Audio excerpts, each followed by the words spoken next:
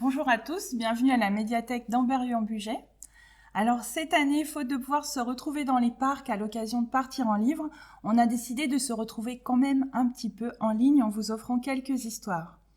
Voici donc l'histoire C'est l'amour de Tullio Corda. Alors cette histoire est dans ma boîte magique pour laquelle il nous faut la formule magique pour ouvrir. Alors on va la faire ensemble. Héron, héron, la queue du cochon. Héri, la queue de la souris. Et rat, la queue du gros rat. Et cric et crac, les histoires sont dans ma boîte. Et crac et cric, ouvrons-les vite.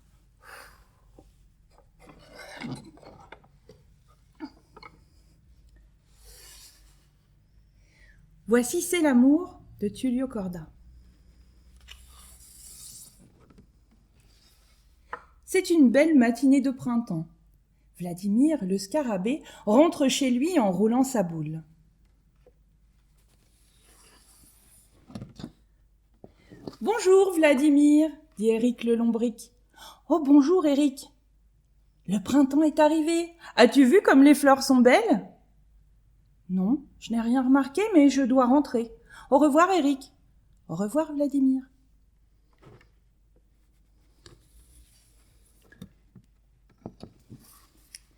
Vladimir poursuit son chemin et, pensant aux paroles d'Éric, se retourne pour admirer une marguerite. Patatras, aïe! Vladimir, regarde où tu poses tes pattes, proteste Éric. Aïe, aïe, aïe, se plaint Vladimir. Tu t'es fait mal? Aïe, aïe, aïe, se plaint Vladimir. J'ai vu une chose magnifique. Oui, je te l'ai dit, le printemps est arrivé. Aïe, aïe, aïe, poursuit Vladimir.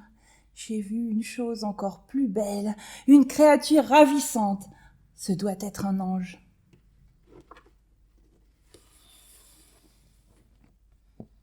Un ange?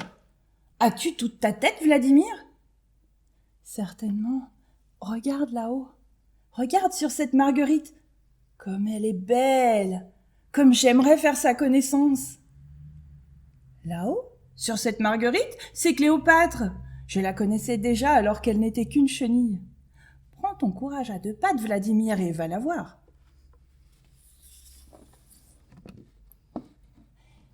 D'un vol lent et maladroit, Vladimir atteint la fleur où s'est posée la demoiselle Papillon.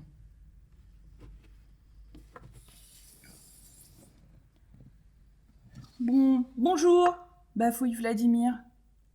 Cléopâtre se lève et crie, pour autant que peut crier un papillon.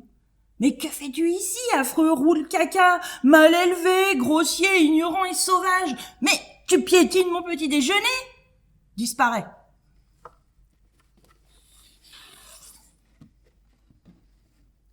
D'un vol rapide, Vladimir regagne le sol, le cœur brisé. Je ne suis qu'un affreux roule-caca, mal élevé, grossier, ignorant et sauvage, répète-t-il. Éric tente de le consoler. Les demoiselles papillons sont comme ça, elles se font désirer. Écris-lui, invite-la, offre-lui un cadeau. Tu as raison, Éric. Je vais composer un poème pour l'inviter à dîner.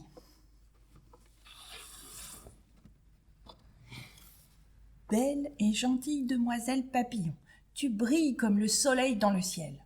Mon cœur bat pour toi comme le pivert contre l'arbre. Je suis un peu sauvage, je sais, mais je t'en prie, accepte mon invitation et viens manger avec moi. Je t'attends sous la 3e marguerite, à gauche.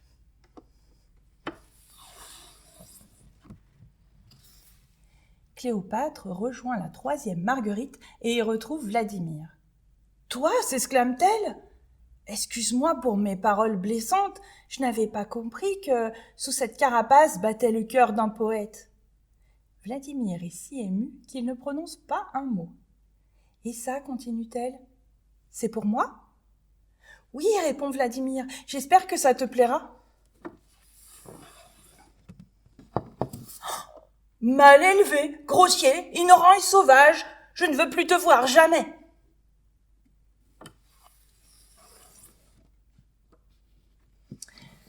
C'est une belle soirée de printemps. Vladimir, le scarabée, rentre chez lui en roulant sa boule. « Ah, ces demoiselles papillons, je ne les comprendrai jamais, soupire-t-il.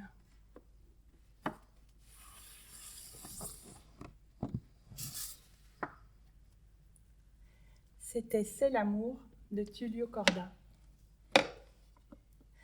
Et cric et crac, les histoires sont dans ma boîte. Et crac et cric, c'est fini pour aujourd'hui.